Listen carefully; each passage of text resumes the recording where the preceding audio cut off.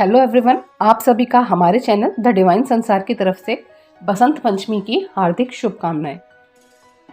आज हम बताएंगे इसके महत्व, विधि और कथा के बारे में। तो दोस्तों, अगर आपको हमारी ये वीडियो पसंद आई हो तो वीडियो को लाइक करें, शेयर करें, कमेंट करें और अगर चैनल सब्सक्राइब नहीं किया है तो वह भी ज़रूर कर लें और साथ में बेल आइकन को प्रेस कर लें।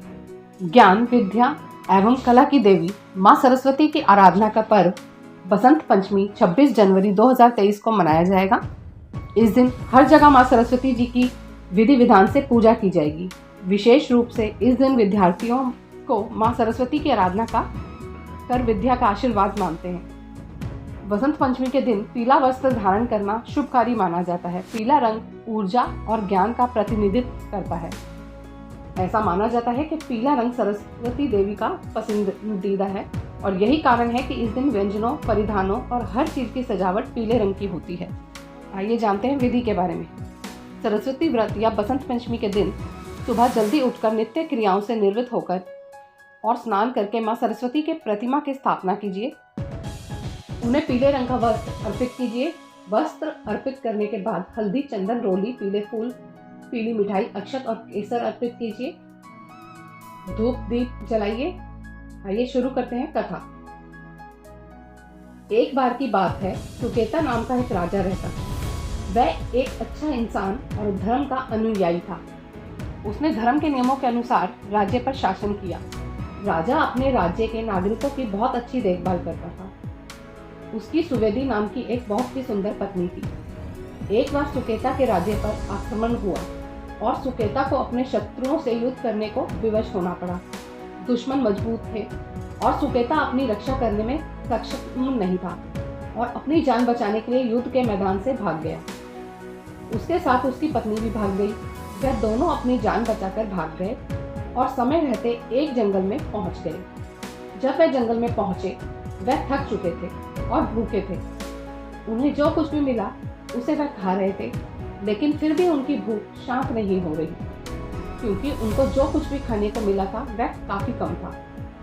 भूख ने अपना असर दिखाना शुरू कर दिया था और राजा एक समय चल भी नहीं पा रहा था। राजा नीचे गिर गया और रानी अपनी जान को राजा के लिए तकिए के रूप में बनाकर उसे शांत करने की कोशिश कर रही थी। वह बहुत चिंतित थी और उसने भगवान से कुछ मदद की प्रार्थना की, जिससे उनको चिंताओं और दर्द से छुटकारा मिल सके। संयोग से ऋषि अंगिरस उस रास्ते से जा रहे थे और उन्होंने राजा और रानी को देखा। उन्होंने रानी से पूछा कि वह कौन है और वे जंगल में कैसे आए हैं। रानी ने ऋषि को अपनी कहानी सुनाई। ऋषि को पता चल गया कि वे राजा और रानी हैं। फिर उन्होंने रानी से कहा कि पास में ही पंचवटी तालाब के पास दुर्गा क्षेत्र नाम का एक जगह है। उन्होंने रानी को पूरी भक्ति के साथ देवी की पूजा करने की सलाह दी। ऋषि ने रानी और राजा को साथ में चलने के लिए कहा। वह दोनों ऋषि के साथ उस स्थान पर चले गए। ऋषि ने राजा और रानी से पवित्र तालाब में स्नान करने को कहा। राजा और रानी स्नान करके लौटे। ऋषि ने उन्हें देवी दुर्गा और सरस्वती की पूजा करवाई। उन्होंने उनसे षोडश उपचार पूजा करवाई, जो 16 विभिन्न प्रकार की पूजा या सेवा करके देवी को प्रसन्न करती है। यह पूजा 9 दिनों तक चली। 10वें दिन एक यज्ञ किया गया और ऋषि अंगिरस द्वारा निर्देशित राजा और रानी द्वारा 10 प्रकार के दान किए गए। इस प्रकार उनका व्रत संपन्न हुआ। दंपत्ति ऋषि अंगिरस के आश्रम में खुशी खुशी रहे। देवी की कृपा से उन्हें पुत्र की प्राप्ति हुई। लड़के का नाम सूर्य प्रताप रखा गया। बालक आश्रम में पला बढ़ा और युद्ध सहित सभी प्रकार की शिक्षा प्राप्त की।